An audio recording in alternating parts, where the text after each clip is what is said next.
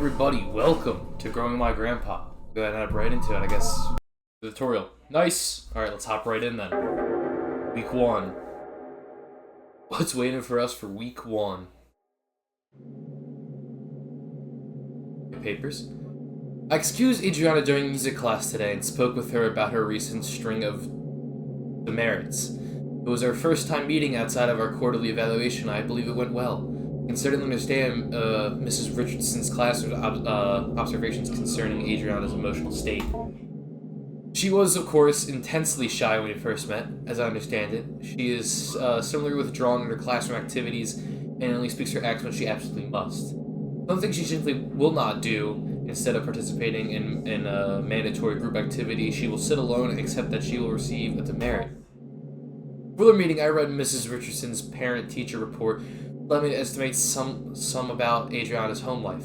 The parents are well-educated and come from a prestigious background. They lack time to properly nurture Adriana. Adrian. Oh, God, was I saying Adrian? I don't know what I was saying. She's often alone, and when she is not, the parents seem to not understand the importance of warmth and affirmation when dealing with someone so young. Having two parents of this reserved and icy temperament exacts an inhibition in the child, but the child's imagination is subdued, but only ostensibly. Oh yeah. Before it eventually finds its way into regular life. I surmise that I would be able to reach out to Adrian by way of make-believe. I really like your new house. You've told me you used to live close by, but it still can be a big adjustment. A new room, a new school. The basement. I like that. Basement? Yeah, well, there's a lot of cool stuff. Mom and Dad sent me down there. Mom and Dad made you go? Yeah, there's a lot of cool stuff. Well, that's not why they sent me down there, though. Why did they send you down there? Fighting. They were fighting, shouting. I came in to help, and they shouted at me. They said, go clean up downstairs, so I went. That sounds tough. Did they fight a lot? No, well, Alright, Adrian, maybe you can tell me more about the basement instead. Okay, well, it was weird at first, but stuff down there... But cool, I found something living, sort of. That's very interesting, Adrian. Please tell me more. By indulging her in her fantasies and stories, I was able to glean more of an understanding of Adrian's anxiety surrounding her home and parents. So she found something that was living in the basement. The symbols of Adrian's stories seem to carry their own traumatic weight, and her exploration as the basement may very well be a vehicle for the convenience of her anxiety. Whatever might come of our next meeting, whether she will engage in similar make-believe, I will set down her story here. Okay. Adrian's story is with her delving into the basement with a trash receptacle and the goal of cleaning up. Interesting. She discovered one of the walls was covered in plastic bags. She went to investigate and on tearing away whatever they covered. Ooh! Trash bags.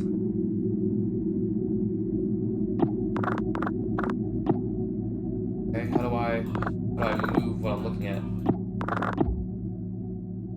Oh, is that the trash I need to grab? I know that's trash bags. Can I move? Oh, there we go. I have to click the name. My fault. Okay. There we go. Upon removing the plastic trash bags from the walls, she noticed their interior lining was covered in glass. Like a window. I offered no. She said like a mirror. Projecting inward towards the animal they covered. Generally asked her what exactly this animal was.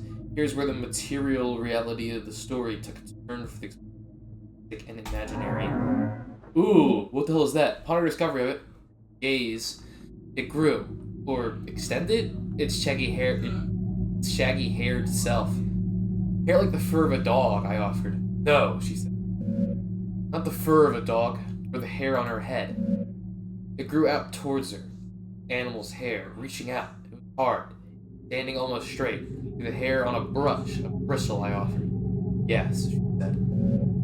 She was very afraid at first, but then very curious. I'd be terrified, dude. What the hell is this? I asked her what else was in the room. More things hidden away, she said. Things of Grandpa's as well. First, she found a hidden passage under the stairs. Inside were strange dolls, magic objects, naked, faceless figures.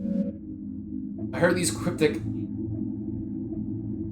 Udoranuses and merely nodded. In order to keep the game or make-believe going, I only pressed for details where I thought necessarily. The faceless dolls could be a simple metaphor for the anomaly she feels in her own home. Hidden passage, I'm sure of what to make of that. The revealing of the concealed seems to be thematic in her fantasy. The door under the stairs is but one example. Can't grab any of that. No grippy. Back up from this then. Check over here. Darts of the shadowy corner unnerves you. Cannot explore without some form of light. Okay. Try to find some light then. Ash pile. Can I grab this? Sparkling, no. Can't grab anything here. Out over here. Can't grab. Oh, I grabbed something. Oh. The dirt thing. Once she removed the panel and found the magical hidden passage, she was very specific about what she took. She found a magic book, a magic doll, and a photo of her late grandpa, and magic glue. Ooh! Church closet.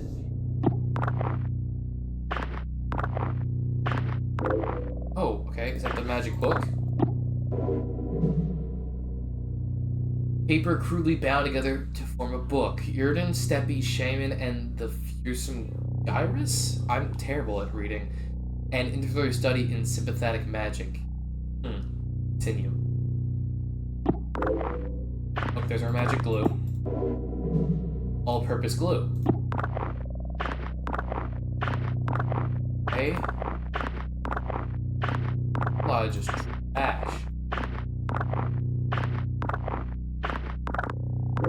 Ah, there we go. I'll clean this pistol now, not be dirty again until next week. Photo of your late grandfather. Yeah, he looks weird.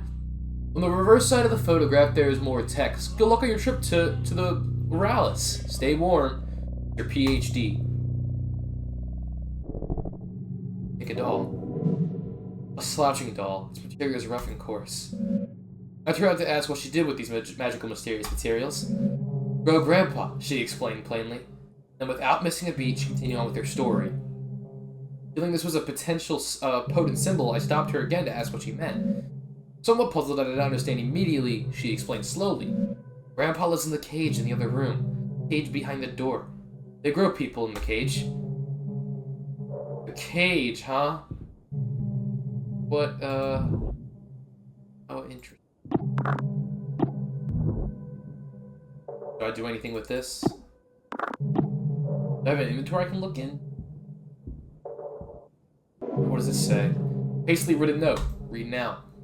I have repeatedly called your homes to no avail, and so I'm forced to leave this here for you all. I found William sitting in the corner of the enclosure area. Seeming severely concussed, Whiskers was gone, in none of its usual hiding places. I immediately suspect the worst. Party thus must be suspended for now. I'm leaving up the usual mirrored coverings we use to keep anthropoidic void sealed. I have done my best to lock up everything on such short notice. It is a hastily fix, but it will require some time to find a more permanent remedy. Okay?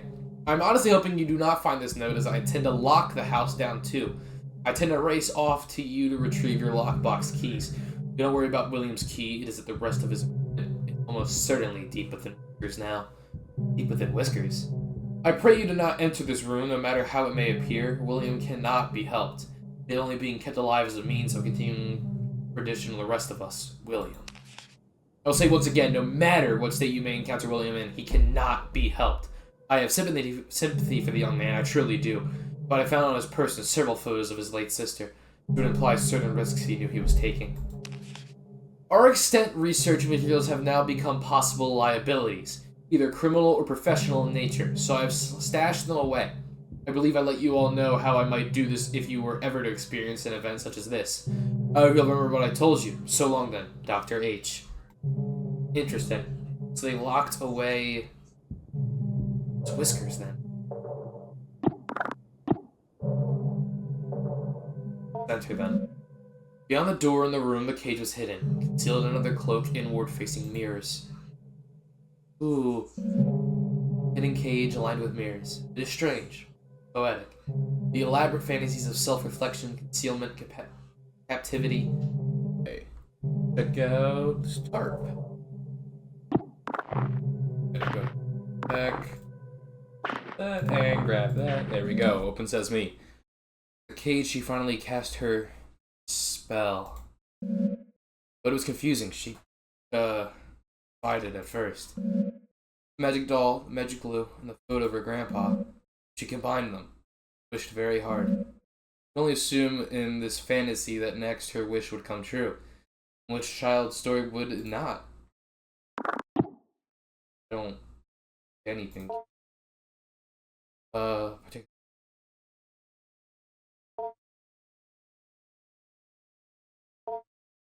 Together. Tangible symbol of intention and desire. Put Grandpa in the cage, assuming that was part of the ritual. She's not clear on how it worked. I don't think she herself knew. I guess she herself did know, but she figured it out. What precise instructions she could glean from her grandfather's magic book was complicated by her reading comprehension.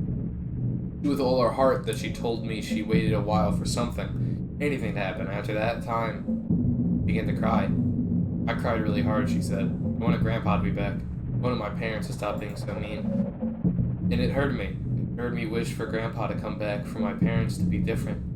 Feel it through the walls, and it felt me through the air. I asked her what exactly she meant. She could only repeat what she said. Weird. By this time, lunch was almost over. I said goodbye to Adrian, and she left to rejoin her class. I was left to consider our conversation. I believe the storytelling strategy I have employed was not unfruitful, but I must probe deeper if I can. Though I can be sure of nothing I interpret, the impressions I get may begin to help me get an idea of the right question to ask. Knowledge you acquired this week has given you access to certain topics or keywords you can discuss with Grandpa. You gained the conversation topic, wish. Consider discussing this when Grandpa emerges. You also gained the following keyword, shell. Consider discussing this when Grandpa emerges. What other words we got? In other words, we're just, okay. Just those two. Shell and wish. I met again with Adrian in order to address her emotional outbursts in the past few weeks. This is our second time meeting, and while it is standard practice to have multiple sessions with a troubled student, as I assembled a report for the counseling department, I could not help but think, sat down in my office, that Adrian already seemed to show a remarkable change in self-esteem and confidence. Perhaps my and Mrs. Richardson's estimations of her are emotionally disturbed was erroneous. The paralyzing shyness and withdrawal attitude Adrian possessed last week was not entirely diminished, but she seemed to hold herself differently this week. However, this only lasted as long as our conversation pertained to its initial introductory pleasantries. When I began once again asking about her parents, her feeling regarding her new school and her new home, she quickly lost what new confidence she had gathered up and withdrew again into herself. So once again, I partook in some collaborative make-believe, but this time I was aided by the fact that I had managed to do some research into Adrian's grandfather, and I had some insight into what she might actually be finding in the basement. Now this may be overstepping my boundaries, some as a school counseling caseworker, but this was all in service of making Adrian comfortable and happy in learning environment. In any case, I was able to dig up information regarding the grandfather by inquiring at the university in town. Not that I made it a habit of sleuthing, but I had a suspicion that grandfather was a professor there, or at least some sort of researcher, due to the fact that the newly constructed laboratory on the campus I drive by every day bears his name and memorial. Okay, so he was a professor at the university drives by. Okay, so he was some type of scientist of a sort. He was some sort of anthropologist. Oh, okay, well, he was an anthropologist. Or linguistic, or neuroscientist. Those are all very, very different studies. I did not have to dig that deep before the scope of his work became dizzying. I ran up against the limit of my undergraduate education, but back to the make-believe. What is your grandpa like? He a smart man? Not anymore, but I'm teaching him. So he's grown a good deal then. So you've been feeding him well? Yeah, he's getting bigger, but he has a lot of room in his cage. Still behind the bars? Yeah, well, he might be able to climb out eventually. There's this vent in the ceiling. Well, perhaps if he climbs out, I can meet him someday. Yeah, maybe, but he's not ready to leave. He can't take care of himself. I have to feed him, pick up after him. You store the food in your lunchbox. That's nice of you to share. He can almost talk. He doesn't have a mouth, sort of. But how do you feed him? He has a mouth on the outside, on his shell, or the stuff that is his skin. A little confused. Maybe you can go through a typical day with your grandpa? Okay. Esther doesn't really know exactly he goes about growing your grandpa, and Adrian began at the tale. According to Adrian, in the week that has passed, much has changed in the basement. Oh, that thing's gone. Hammond. The hairy thing that was here before is gone. Lunchbox. Okay. You go see Grandpa first. Fair enough, be rude. Oh, Grandpa! Arrived. It was scary at first, she said, the way he moved, the way the doll's skin covered him. I wanted to interject. This somehow seemed inappropriate, but I kept listening. When I look at him, when I think about him, he grows and moves. Growing for me. He's growing bigger now, I asked. Yes, she said, bigger every day. Oh, what the hell is... Grandpa! Oh, he's walking over. Oh. What the hell? Because the actual growing part of growing your grandpa. Beneath the doll's burlap skin, the follicles knit together what resembles a proper person, your grandpa. You are in charge of its cognitive development and diet until it is able to sustain itself. Currently, you are observing Grandpa. Please click the arrow back button below for a brief tutorial of your duties as a caretaker. Here we can see a variety of options regarding growing your grandpa. Feed Grandpa. Highlighting the right area objectives related to feeding and teaching Grandpa. Important messages regarding Grandpa's recent activities will also appear here. Feed Grandpa. Your attitude, acceptable foods eaten. Seek out things to feed Grandpa. Teach Grandpa. Your attitude, words taught. Find vocabulary cards to help Grandpa speak. Explore the basement. Okay. You will need to find it food and learning material before you can move on to the next week. Some food will make Grandpa happy, others merely content. Some foods will make Grandpa disgusted to the point of nausea. Learning materials is also scattered throughout the basement. Seek out vocabulary cards intended to help teach English and basic anthropodic concept formation. The options highlighted in the red are related to navigating around Grandpa's enclosure. The Go to Grandpa option will let you perform all actions related to Grandpa, feeding, teaching, observing, etc. Accessing the study corner will let you go over and document you pick up as the week go by. It's a good idea to learn about the work of the people who last occupied the space. Accessing the kitchen corner will let you search for food in the old refrigerator and prepare food for Grandpa if needed. The helper will play the tutorial. So the save game button will save your current progress. You can only have one save file at a time. If you have saved data, you will be asked if it's okay to overwrite it. Exit game button will take me back to the main menu. More buttons may or may not appear depending on your development of Grandpa, so watch out for them. On a final note, take care to explore the basement at your leisure. However, due to the entropic nature of clutter and trash, different weeks may allow you to find things you had not previously discovered. Good luck! Okay, let's go to the study corner. Look over documents. Magic book. Magic book, I didn't read it last time. Do more. The impudence of this research was the recognition of a particular pattern in fragments of documents relating to the magic and magico-religious practices. Numerous sources were drawn from commentators on law relating to the banning of sorcery and necromancy, folk chain relating to the love spells, hagiographics of saints and their encounters with devils. The list spans many centuries and a great distance from the Levant of the Khazar to the border of the modern. Okay. On this paper trail across a constant account about a certain form of magic relating to the binding of demons to a sorcerer's will. The demon called the Heaven of Needles or the Angel of Needles was known at best by Shemnaic keepers or wards who suffer from the face blindness. whether by birth or through development, causes like a stroke or head injury. It was known to be extremely affected by terrible dangerous, so much that it became outlawed several times and generally a popular scapegoat. Okay, led to unexpected death. The nexus of magico-religious meaning-making sorcery regarding humans' related desires. Okay, in the history and science of neurological disorders related to the fetus virus, attention will reside. I will outline further and then analyze the reports I mentioned previously that I will go to neurological and magico-religious experiences. That I will detail my ongoing correspondence with a resident of the Ural Mountain region. Expert on folklorist and keeper of traditions, he claims it has been passed down through extended family for generations. Okay, so I don't understand any of that, but it was there. Hastily written note. Oh, this is just a note about, called your homes to know. Okay, yeah. I already read that. Search file cabinet 1. Pause. Gotta clean all this out. There's nothing but trash. Oop. Emptying out the damn trash in the file cabinet. Oh. Worms.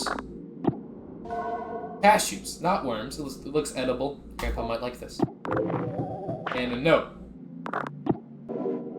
It was, an account of an acquisition. Oh, I was gonna read that. Okay, hold up. Damn it. Hold up. Three more. It is said to pass from one family of steppe people to another, but pressed on its ultimate origin, illegible. Somewhere to the south, boiled in a bowl covered in incantations, buried upside down by a graveyard, a common late antique demon tree. The keeper, an elderly man in failing health, was ready to expound on and on about the dangers of the organism, but when I asked more poignant questions about the history of its acquisition, I was given curt responses that had a way of circling back to vague warnings. Okay. Search file cabinet 2. Toss, trash.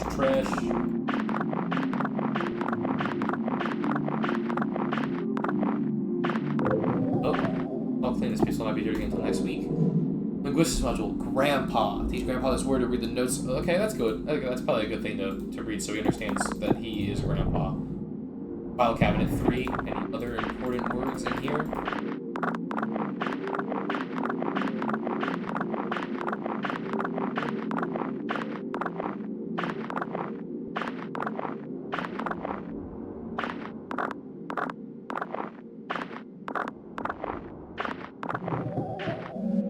Through the taped down fabric to reveal the cabinet's wooden bottom. Oh! Now, research participants, please take note. Each growth from a cycle does not require a shell, but you may find the sample with often try and seize on something somewhat flexible and grow into, along with any desirous yield it may generate, or else it will move from one shell to the next as if outgrowing them. The small amount of time I have spent with it in preparation, I have noticed it tends towards human forms. However, we should keep a tight lid on the anthropodic seal in order to be cautious before we begin experimenting with exposing it long-term anthropoid stimuli. Dr. Hart. A note regarding cleanup procedures. To my colleagues, I don't need to be overly severe in tone, but Dr. Hart's works is very important. The material we are working with is potentially very dangerous. It will be handing out a copy of this note as a reminder to everyone. I am not trying to single any particular person out. We all have misconceptions about the nature of this project from time to time. With that out of the way, here are some things to keep in mind. 1. The activity growth must be thoroughly terminated via the correct procedures, at the very least 4 weeks after dormancy is interrupted.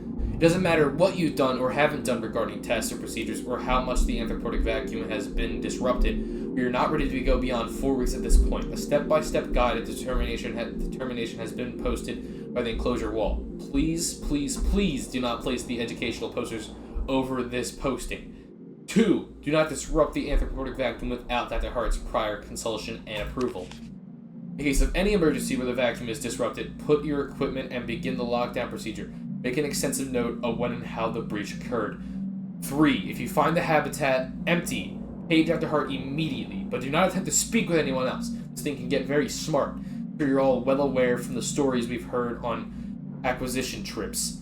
The greatest caution should be used when dealing with a potential aggressive mimicry scenario. Mimicry. Could you imagine this thing mimics people? It does. Well, yeah. Seek me out if you have any more questions, William. You've gained the conversation topic. Biohazard bin. Consider discussing this when Grandpa emerges. I don't know if I should. Medical imaging device. Oh. Okay, nothing I can really explore here at the time. Go to the kitchen corner. Is there any food in here? Prepare food. Nothing. Okay. Search upper fridge. Lettuce. It looks edible. Grandpa might like this. Oh, search lower fridge. And then the banana. Brown banana looks edible. Grandpa might like this. I only need 2 foods today, though, so... Banana. I can combine it with unappealing. Okay, let's go to Grandpa then. Hi, Pops. You look amazing. Observe. Examine Grandpa. Nothing. Noting its movements, respiration, general mood. Grandpa seems sort of sluggish and bored. You get the feeling it may be more content and readily cooperative once fed and taught a word or two.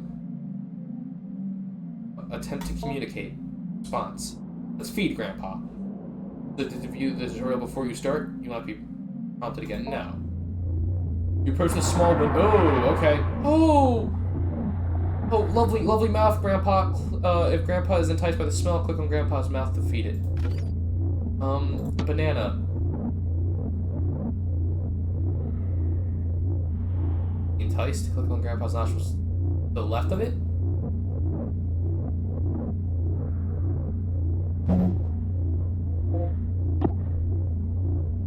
Food, and then, like, the left of its mouth here? Or the left of its mouth. Handful of food. Clicking on it. Grandpa's enticed by the smell. Click on Grandpa's mouth and feet. I guess he's not enticed. I'm clicking. Okay, he's not enticed by the smell. Cashews. Clicking. I don't think he's enticed. Oh! Grandpa seems indifferent. Oh. The meal appears to have been sufficient. Okay. Let's try the banana. Grandpa seems indifferent to the smell, but we'll accept it. Okay, let's see. Anything with the lettuce? By its neutral action, this will sate its hunger. There you go. Ooh. The meal appears to have been sufficient. Okay. The boy from the windows, set in the bars. Grandpa grunts in appreciation and locomotes towards its favorite corner. Feeding summary. 2 digestive food, 0 other. Let's go to Grandpa now. Oh, he's just sitting in the corner. Have to communicate. Let's teach him. Vocabulary card. Grandpa. To view the tutorial before you start, sure. Example. The brief tutorial will go over teaching Grandpa pronunciation and vocalization. The vocabulary word you pick will appear in the top left corner. In the bottom right corner, you'll be pentagon that is divided up into 8 sections. Section of the pentagon will be highlighted briefly. Notification sound will play, and soon another section will be highlighted. You will control a small round icon that sits above the pentagon by using your mouse. The ball is constrained to the limits of the pentagon. The goal is to keep your icon in the highlighted area and move the area changes section around the pentagon. When you hold left click above the correct highlighted area, the icon will start to vibrate along with the simulated vocal cords, and the current letter of your word will begin to turn red. Keep holding over the highlighted section and adjust your icon as it changes places, soon the letter will become fully red. After every letter becomes red, Grandpa will properly pronounce the word to you and it will be considered learned. Teaching Grandpa these words will accelerate its cognitive development and lead to further breakthroughs in general intelligence. Each word Grandpa. You approach the small window again. Oh, you have a lovely mouth.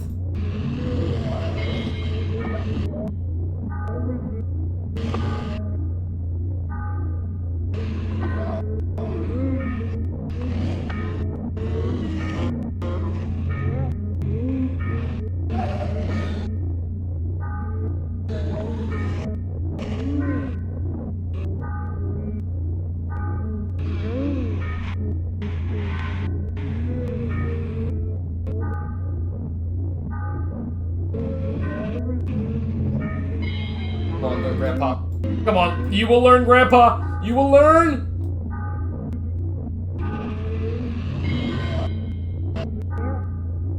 It keeps like yanking me back to the. There we go. You will learn, bastard.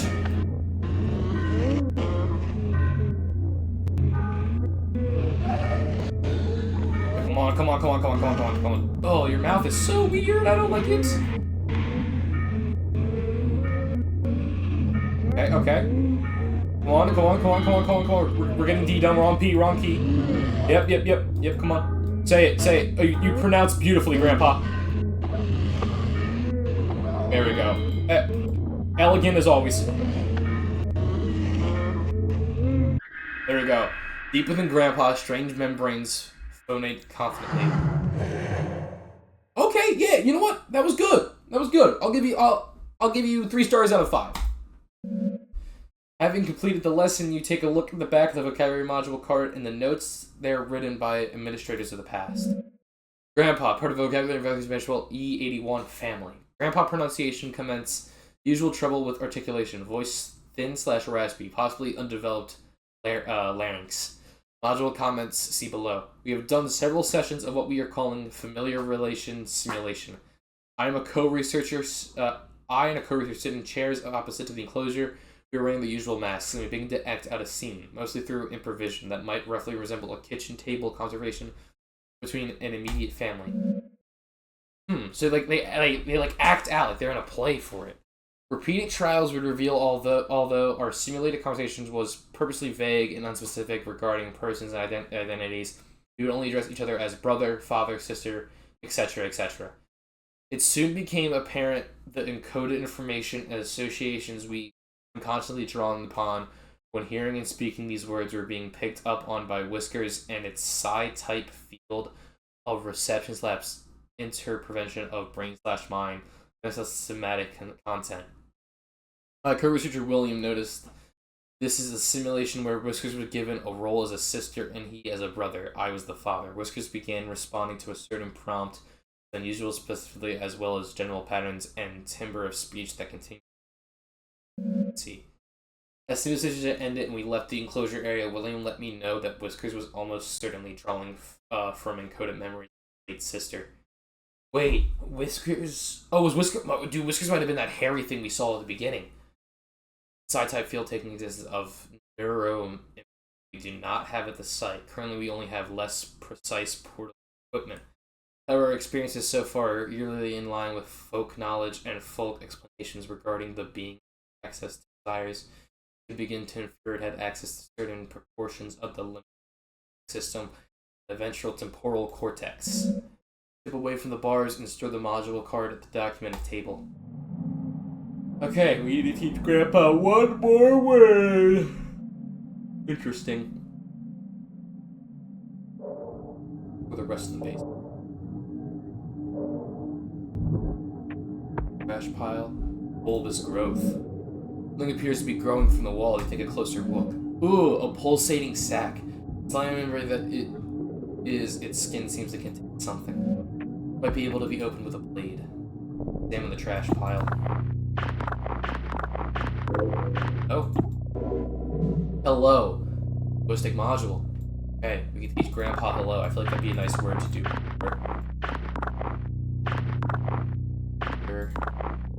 Anything else down in this trash pile? Oh. A corroded battery. This isn't really food. Grandpa might eat it, however. All clean. Okay, we got a corroded battery. And darkness. Over there. Trash pile. Search the painting.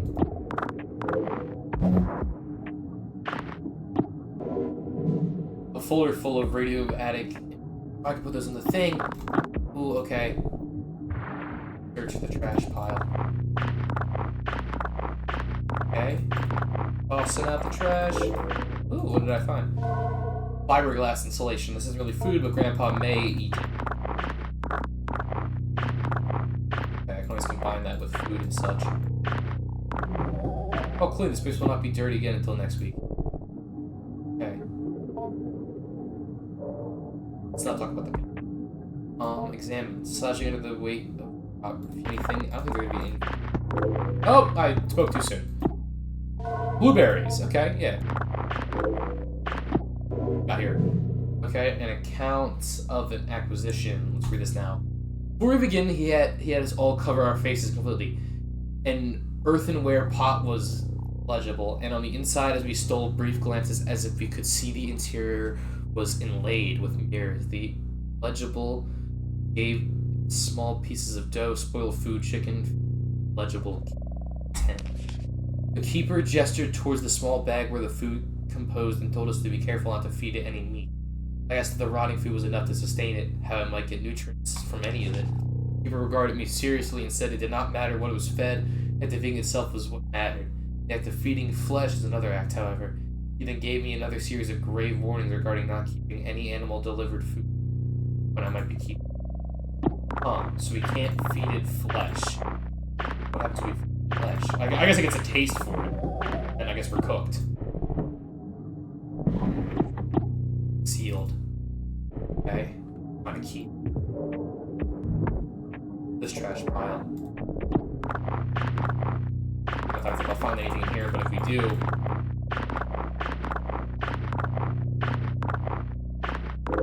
Oh, another human thing. Simple paper doll. Question of magical symbols. Right.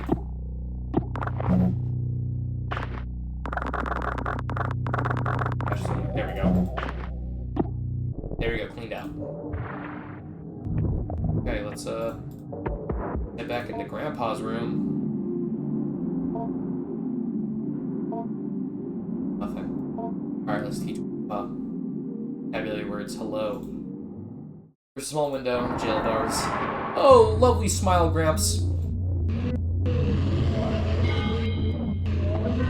Okay, got the H down, come on. Say hello, just say hello, that's all I need you to do. Yep, there you go, that sounded almost like it.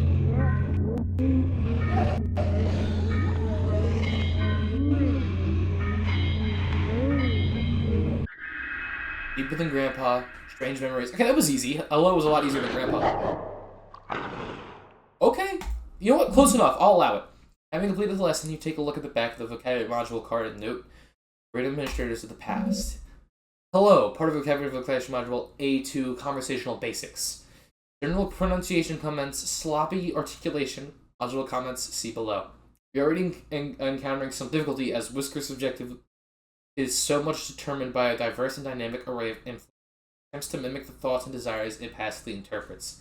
These imitations go on to structure the basics of its identity. Only later in Whisker's growth cycle does it begin to form an identity, or identities, that are coherent and capable of resembling a sane, rational human being when engaged in conversation. Not endangered. Why would you mean endangered by a conversation? Rational human beings, when engaged in conversation, one must imagine how hard it would be to conserve with someone who is not yet oriented in one particular way towards who or how they are, because they might have 20 different honest answers to those questions, all to mix and muddle together. Because of this, we have stated basic conversations, greetings, paintings, or partings, identifying one another, forming questions, etc., etc. It is fortunate Whisker's current growth, number 19, I believe, has developed a mostly accurate human mouth simulation. Ours did not. Hello was a bit of a challenge in the previous growth, as it had failed to develop an adequate organ to act as a human tongue. Wait for the bars and store a monocle card at the document table. Let's go see him observe. Oh, now he's like standing. You examine Grandpa, noting its movements, respiration, general mood. Grandpa appears content and ready to cooperate. Communicate. Grandpa accedes to your request and approaches the bar and begins to unknit its skin. Oh!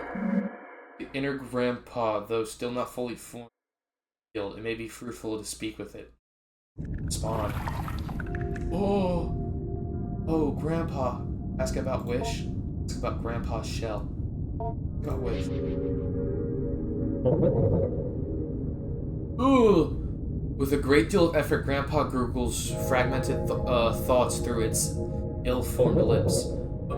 Father. New lives out of air. The dark, spiny filaments that make up the majority of Grandpa's body begins to oscillate rapidly. The air behind your eyes, I can taste it. It's about Grandpa's shell. A great deal of effort, Grandpa gurgles fragmented thoughts through ill-formed lips. Skin. My body. All human skin around me. Give more. Grow more. Bits. Let's get about the biohazard bit. Anything you know about that, Gramps? Anything at all. However, it fails to produce more than a wet and frustrated sputtering noise. Goodbye. Grandpa silently ascends back into its... Ugh.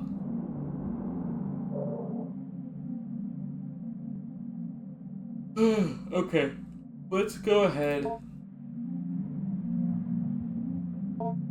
We have a chair. Figure. Okay, let's save here. Alright, everybody, I think this is good to end our week off here, and we'll go ahead and come back for the remainder of the weeks.